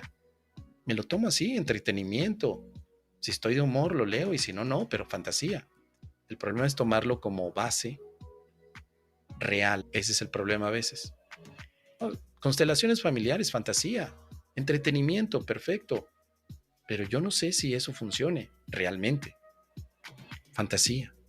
Así que, querido amigo, en ocasiones la fantasía es lo único que nos puede salvar de un estado de locura. ¿Tú qué opinas al respecto? Marco Antonio Gerardo Gómez, ¿qué onda amigo? ¿Qué ha pasado con estos amigos que llegaron alguna vez al canal? Dina el Desmadre Milagroso, Itzaro y Douglas, Víctor Barreda, Ondina, Silvina, Marta Díaz y el amigo Mitch. No sigo a todos en específico, querido Marco. No sé muy bien, de pronto me salen algunas actualizaciones en sus redes. Quizá podrías preguntarle directamente a Dina, Itzaro, Douglas, Víctor Barreda, Ondina, Silvia, Marta Díaz y el amigo Mitch. De vez en cuando, a veces tengo conexión con ellos, pero normalmente estarán ocupados. Lo último que vi, por ejemplo, de Itzaro es que creo que se iba para Colombia y creo que luego me salió otra publicación que se iba para España, pero me sale así. Como generalmente yo no tengo en Instagram o en redes sociales a estos colegas, Yo, por ejemplo, en redes sociales sigo restaurantes, sigo cerveceras, sigo mezcaleras, sigo animes. O sea, digamos que mi perfil no es de amigos espirituales, por decirlo de alguna forma, entre comillas. Yo sigo a restaurantes que quiero ver qué tipo de comida van a ofrecer para fin de año, o yo sigo tal vez a algunos familiares que me interesan. Debo ser honesto, es que no me interesa la vida de Itzaro ni de Douglas. Douglas es un gran amigo. No me interesa su vida en cuanto a lo que hace o no hace. Lo que me interesa de Douglas es su amistad. Una amistad que cuando nos podemos ver, nos amamos. También de Dina o de Víctor Barreda, también lo mismo. O sea, es como es un momento, pero no me interesa en el sentido de ver qué hacen todos los días. No es algo que yo haga o que busque, sino que simplemente los veo cuando se da la oportunidad y cuando no, pues no. Es algo muy, muy sencillo, ¿no? Mitch estaba haciendo también un proyecto de panales, estaba construyendo algo en Puebla, no sé si es en Puebla, construyendo físicamente un lugar para retiros, pero ya no sé qué pasó con él, ya no he hablado, como en este año no hicimos Bacalar, y yo normalmente hablo más con Mitch cuando estamos organizando Bacalar, pero este año no se hizo Bacalar. Entonces no he hablado con él. Marta Díaz también tiene 2 o 3 años que no habló con ella, por ahí vi que estaba dando algo de barra de Access. Silvina, no sé qué haya pasado con ella, no tuve ya más contacto. Ondina creo que sigue también con temas de estoicismo. Víctor Barreda, pues creo que también tiene su grupo de curso de milagros. México, Douglas ya hablé, Itzaro. Dina, no sé quién es Dina, me dices del desmadre milagroso, pero era Nadia, no Dina. Pues Nadia sigue también dando sus clases.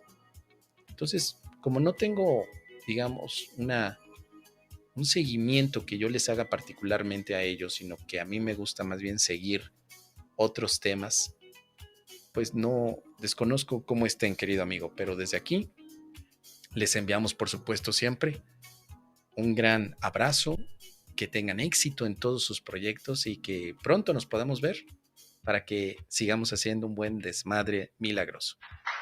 ¿Qué nos dice por aquí Paz en el mundo? Escuchamos. Paz en el mundo, creemos casi todo en este trayecto experiencial, nos ilusionamos y ¡zas! Ukem nos devuelve a la realidad aquí sueño real o feliz cuando dejamos de tomárnoslo en serio.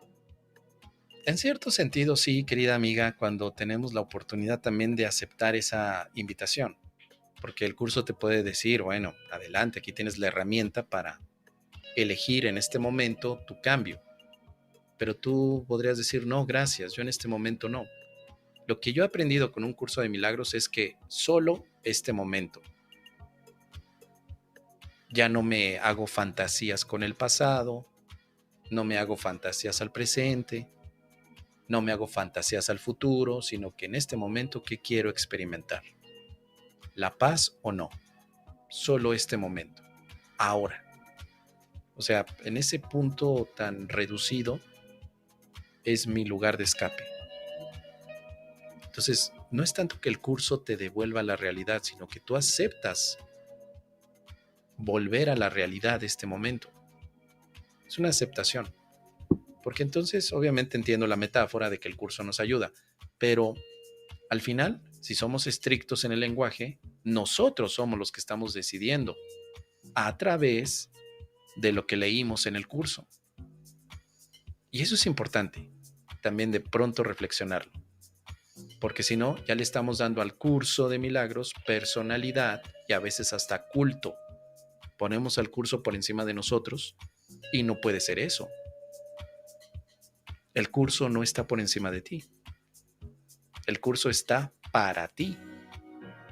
Para ti. El curso no me cambia. Yo cambio utilizando las ideas del curso. Yo tengo el poder de cambio. El curso no lo tiene. El curso solo es una serie de indicaciones. Si las sigo, puedo cambiar. El curso me ofrece ideas, pero el curso no cambia a nadie. Cada quien tiene que decidir cambiar. Por eso siendo un poco más estrictos en el uso del lenguaje, es impreciso decir que el curso nos ha cambiado, o que incluso Jesús nos ha cambiado, Dios nos ha cambiado. Podríamos decir, yo decidí cambiar utilizando a Jesús, utilizando al curso, utilizando a Dios o uniéndome a Dios. Y lo que me ha gustado también del curso de milagros es que precisamente esto que te estoy compartiendo lo expresa. Te dice, tú tienes el poder de decidir. Tú tienes el poder de decidir. En otro punto te dice el curso, yo no puedo darte mi control porque tu miedo me lo impide. Esto lo dice Jesús en primera persona en el curso. O sea, Jesús no te cambia en el curso, sino que Él está para ayudarte en tu cambio. Pero tú tienes que decidir en todo momento. Yo soy el que cambio y acepto el control de Jesús. Lo acepto, dámelo. Lo acepto, pero yo tuve que tomar esta decisión. Para finalizar, entonces podemos ver que el curso de milagros solamente es una invitación. El cambio o la decisión de cambiar corre por tu cuenta. Y si nunca tomas la decisión de cambiar, no importa que tengas el curso de milagros, el curso de amor, el curso del pacificador o el curso de dejar de hacerse pendejo, no importa qué curso tengas. Mientras tú no decidas cambiar, los cursos estarán por ahí flotando y se convertirán en parte de la egoteca que a veces nos encanta seguir ampliando. ¿Qué te parece, Paz en el Mundo? Déjame aquí tus comentarios. ¿Qué nos dice Andrei? Andrei Ivanov, explicación por favor de la lección 136, la 158 y del libro de texto capítulo 2 sección 4 apartado 5, capítulo 12 sección 2 apartado 4 y 5 y por favor. ¿Cómo es eso de que nadie puede escapar de sus ilusiones? Gracias. Recuerdo que la frase en el curso de milagros es más o menos así. Nadie puede escapar de sus ilusiones sin haberlas examinado. Claro que puedes salir de las ilusiones, Andrei, pero tienes que examinarlas. Y todo el curso te ayuda a examinarlas. Por favor, querido amigo, si vas a citar alguna de las ideas del curso, fíjate que sea completa, no corta, porque entonces puedes llegar a conclusiones equivocadas. Te invito a que vuelvas a revisar esta frase. Nadie puede escapar de sus ilusiones sin antes haberlas examinado. Bueno, me puede fallar la memoria, pero no cites de manera limitada. Fíjate en todo el contexto, incluso todo el párrafo sería excelente que lo citaras, todo el párrafo, no solamente 2 o 3 palabras. Ahora, generalmente los viernes, querido André, me dedico más bien a hablar así en compañeros, más que abrir el libro. ¿Qué te parece si me dices un poco más qué es lo que quieres que veamos de estos temas? Recuérdamelos, porque como no tengo el libro a la mano, y como los viernes me gusta no estar abriéndolo para leer y luego explicar, podrás decirme exactamente sobre qué tema te interesaría. O si no, te propongo que el lunes, con todo gusto el lunes, me voy en cada uno de estos puntos porque el lunes, martes y jueves el programa es Explorando un Curso de Milagros, dedicado únicamente a este tipo de preguntas que estás haciendo, bien detalladas. ¿Qué significa el párrafo 4 de la lección número 3? Esto sería mejor.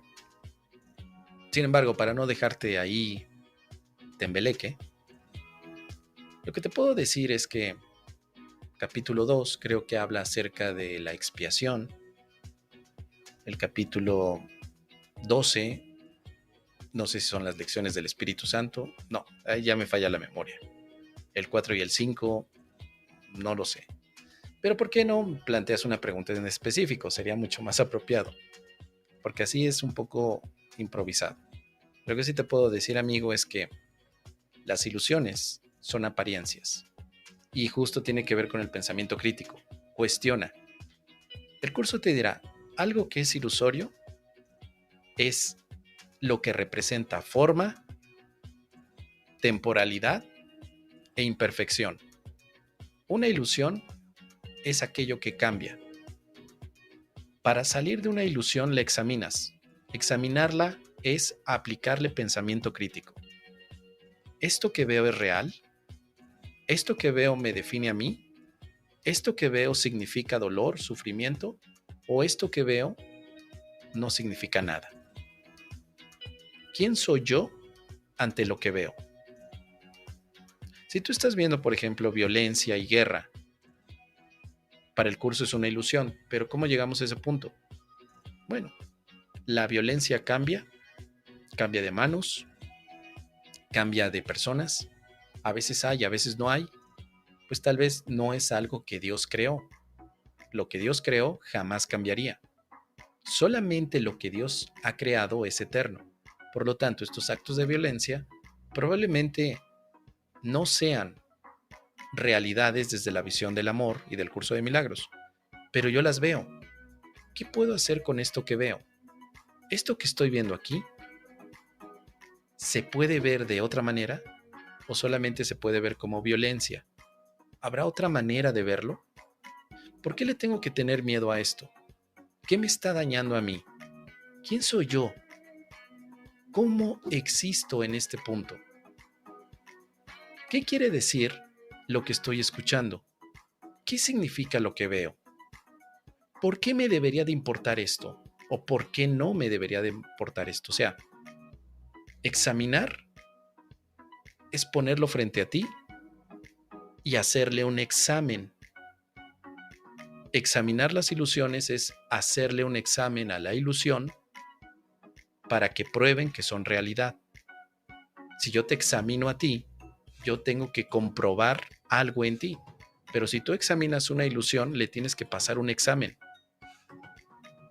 Y el examen para las ilusiones aparece en las 365 lecciones. La primera lección es uno de los primeros exámenes para las ilusiones. La segunda lección es el segundo examen. O sea, tienes 365 exámenes que aplicarás a todo lo que ves. Tampoco te los tienes que inventar. Las lecciones o los 365 ejercicios, míralos, querido Andrei, como exámenes que aplicas a todo aquello que te incomoda, que te hace sentir infeliz o incluso culpable. Utiliza tu lección del día, tu examen del día, que se lo aplicas a la lección, a la situación. Y esto me hace también reflexionar que muchos estudiantes que creen que los ejercicios son para examinarlos a ellos. No, los ejercicios son para examinar lo que ves. De nada. Cada ejercicio examina lo que estás viendo, lo que estás pensando, pero no es un examen para ti. Nadie te está examinando a ti. Tú tienes que examinar lo ilusorio. Debes hacerlo. Se te invita, se te exhorta, se te inspira a que examines lo que estás viendo. Tomando ese punto, querido amigo, estoy seguro que ahora que vuelvas a leer las lecciones 136, 158, 333, ahora que vuelvas a leer el capítulo 2, 4, 5 y 10, vas a tomar otro enfoque. Así que el lunes, si tienes un poquito de paciencia, podemos ver estos detalles en el libro y podemos hacer comentarios al respecto. ¿Qué te parece? ¿Las fantasías que acabas de nombrar son las mismas de las que habla el curso de milagros? Claro, exactamente. Todo pensamiento no amoroso es una fantasía. Exactamente, Monse. Así es. Hola, buena tarde. ¿Qué tal? Vamos a escuchar a Ledu. ¿Qué nos dice? Aledu, ¿qué libros has leído para desarrollar más el pensamiento crítico? Nuevo. Mira, mi primer libro fue Apología de Sócrates. El primero. Es un libro pequeñito en el que se narra gran parte de la última sección de la vida de Sócrates cuando fue ajusticiado y se determinó que era un corruptor de menores, porque los hacía pensar, o de jóvenes más bien. Pero en todo este libro aparecen preguntas que Sócrates les hacía a los expertos, incluso a los jueces. Sócrates no tuvo en su juicio un abogado, sino que él mismo fue su propio abogado. Los abogados utilizan el pensamiento crítico, en teoría. Ellos se basarían mucho en premisas, argumentos, contraargumentos, defensas. Se supone, pueden reconocer falacias. Bueno, Sócrates sería como de los primeros abogados que supieron utilizar correctamente la mayéutica, es decir, preguntar por qué ante lo que dice saber, para llegar a un tipo de conclusión. Así que lo primero que yo te puedo recomendar, querida Aledu, es este libro que se llama Apología de Sócrates. Apología significa defensa. Apología de Sócrates, que lo encuentras en varias partes. Ahora, si ya quieres tener algún tipo de pensamiento más estructurado, reglas, pues necesitarías empezar a estudiar la lógica formal. Estudiar lógica te puede ayudar muchísimo. Pero si no estás todavía lista para estudiarlo o estudiar la lógica, podrías ir por libros como el de Daniel Kahneman, llamado Pensar rápido, pensar despacio. Daniel Kahneman, Pensar rápido, pensar despacio. Puedes leer también Los demonios del Edén de Carl Sagan, porque también ahí hace referencia a muchas reglas para pensar críticamente. Y definitivamente puedes utilizar también el libro de Arthur Schopenhauer, que también me gustó mucho al principio. Cómo tener siempre la razón, o el arte de tener la razón. Allí puedes ver cómo con lógica Schopenhauer te enseña argumentos de falacia.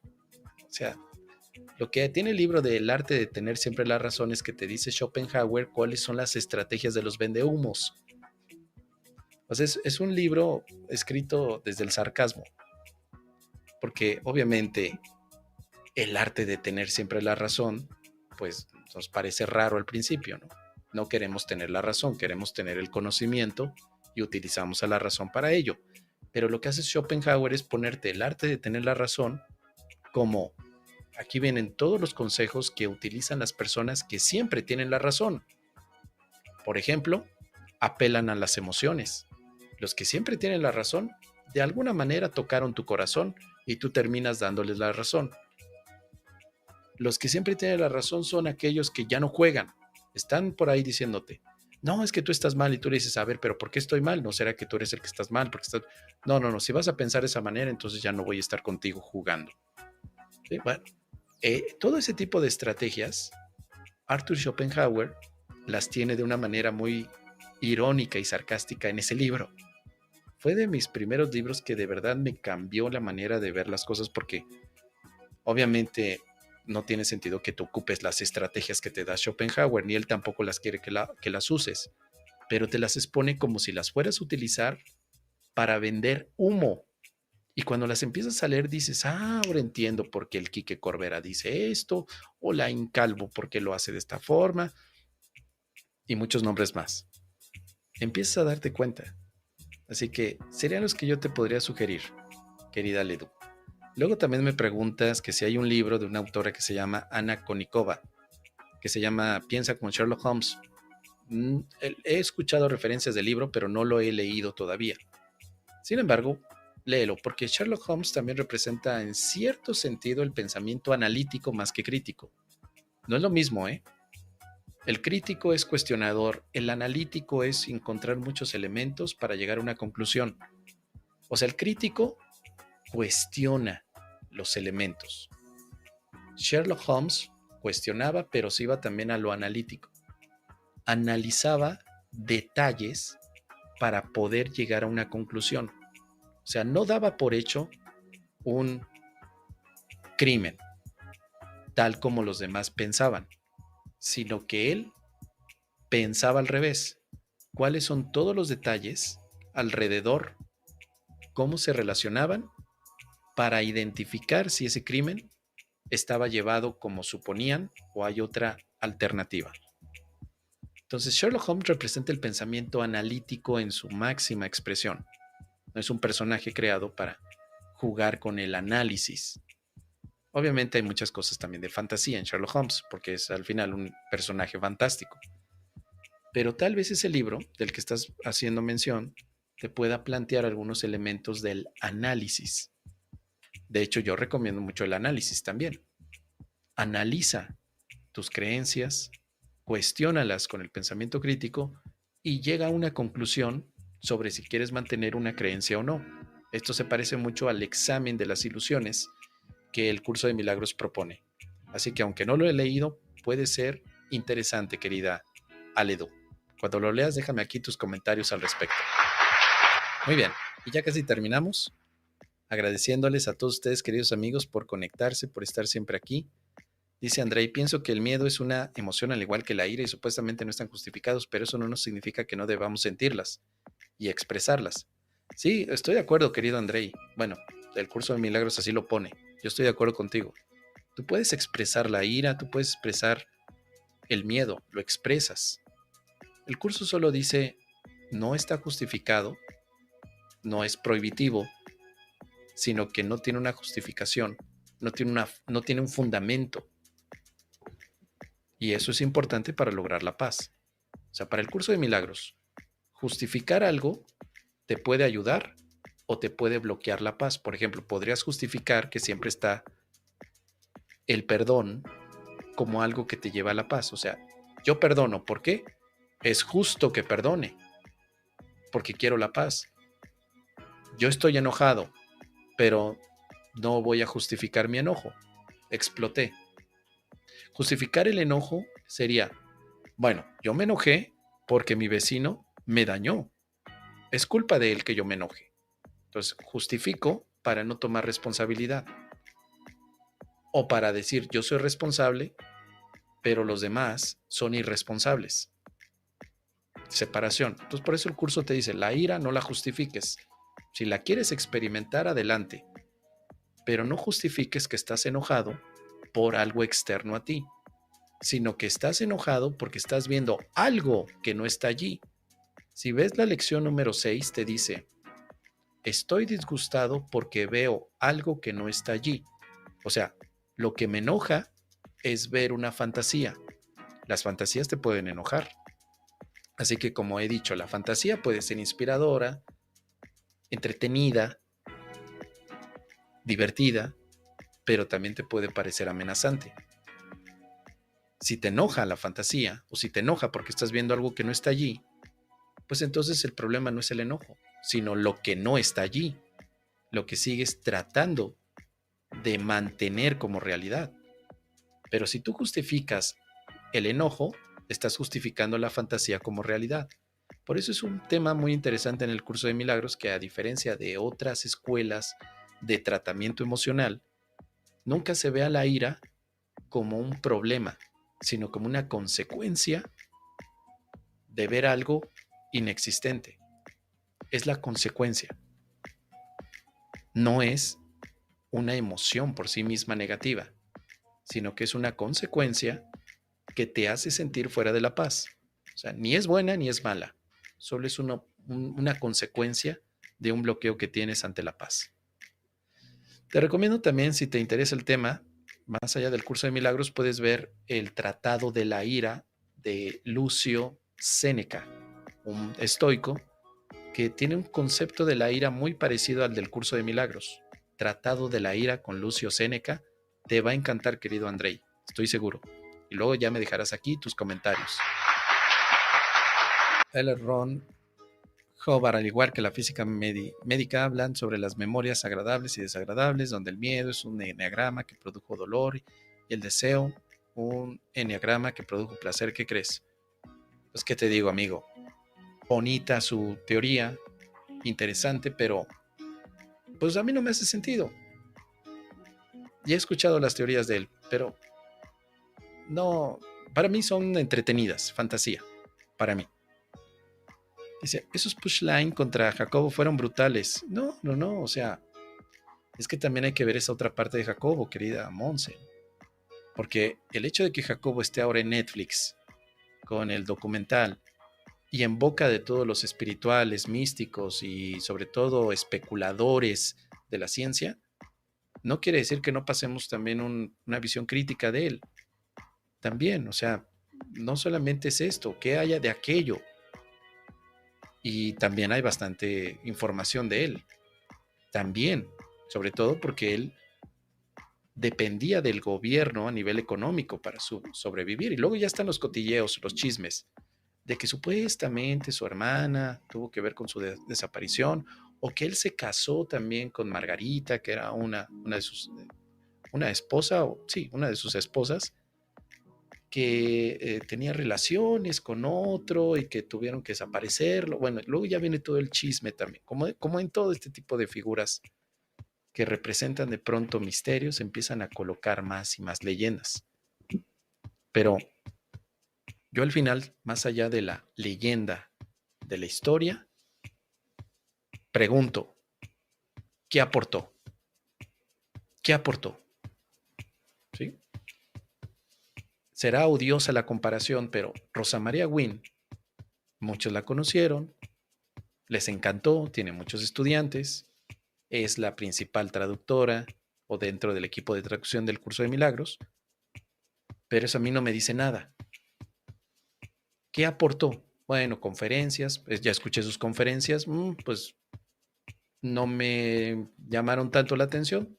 Bien, su libro, El aprendiz impecable, ok, también como que no veo mucha aportación.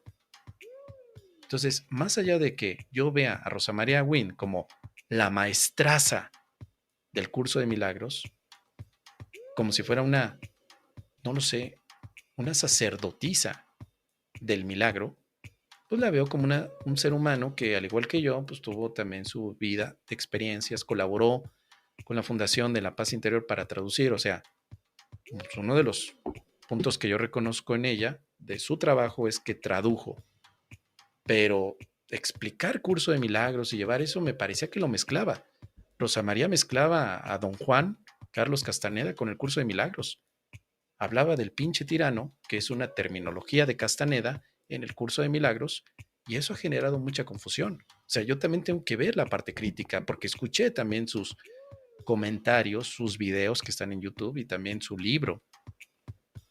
Entonces, ¿por qué mezclaba eso? Porque lo mezclaba, no era que referenciaba, sino que decía, una relación especial es una relación de pinches tiranos donde el otro está para templar tu espíritu. Eso es una mezcla, eso no es una referencia. Entonces, pues ese tipo de detalles son los que también tenemos que ver en la parte crítica. Yo no me voy a dejar llevar por el halo de Rosa María Wynn, simplemente porque muchos de sus estudiantes que están viajando por el mundo, dando talleres y poniéndola a ella en un cuadrito, cuando están dando como si fuera una santa devocional católica, eso no significa que yo no lo pueda criticar. Claro que sí, y lo seguiré haciendo si es que en algún momento hay algún enfoque que me parece que está chocando junto con lo que dice el curso. Y yo soy ávido lector de los libros de Carlos Castaneda y también, obviamente, pensé que había relaciones, pero no las hay, son cosas diferentes. Y aún así hay muchos estudiantes que creen que Castaneda estaba hablando de lo mismo que el curso de milagros. Para finalizar, porque ya metía aquí a Castaneda, Castaneda no propone un sistema de pensamiento, propone un sistema de energía, de comportamiento. Las reglas del guerrero de Castaneda son reglas del uso óptimo de la energía, considerando al cuerpo como parte energético. El curso de milagros no es un sistema energético, es un sistema de pensamiento. Cuando no se entiende esto, se confunde los términos y este tipo de detalles tan nimios sí pueden hacer que pensemos que el curso está mezclado con otro tipo de caminos. Y por eso se mezcla también Greenberg, que Greenberg viene de toda esta parte educativa, chamánica por un lado, psicológica por el otro, neurocientífica por otro lado, y pues se hace la ensaladera. Así que bueno, esa es una pequeña opinión, aprovechando que estamos en viernes íntimo. Bueno, con esto vamos a terminar porque si no, no nos vamos. Finalmente, ¿qué nos dice Pablo Lázaro? Con eso terminamos. Pablo Lázaro, preguntamos, según tu experiencia y punto de vista y deducciones, ¿por qué crees que venimos al mundo físico? ¿Qué venimos a hacer y por qué? Yo me pongo a pensar eso y no lo tengo en claro. Gracias. La verdad no lo sé, amigo. No lo sé.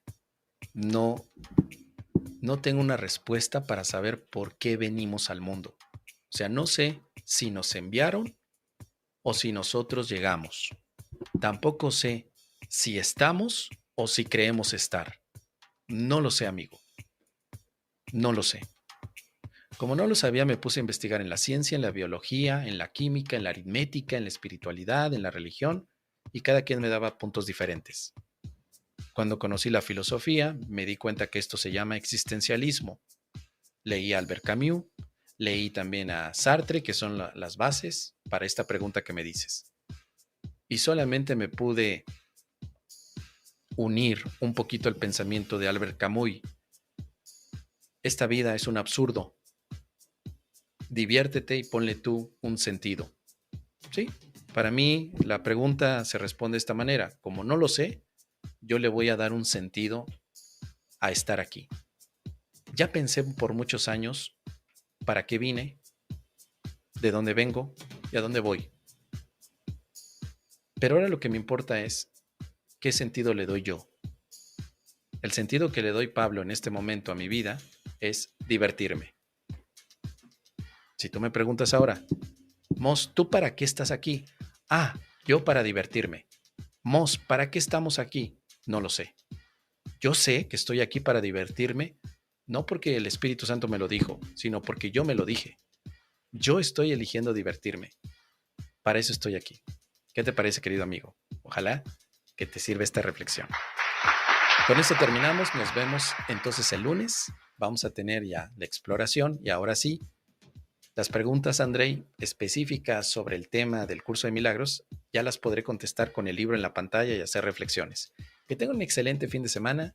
Nos vemos el lunes. Que descansen y que tengan un excelente fin de semana. Nos vemos.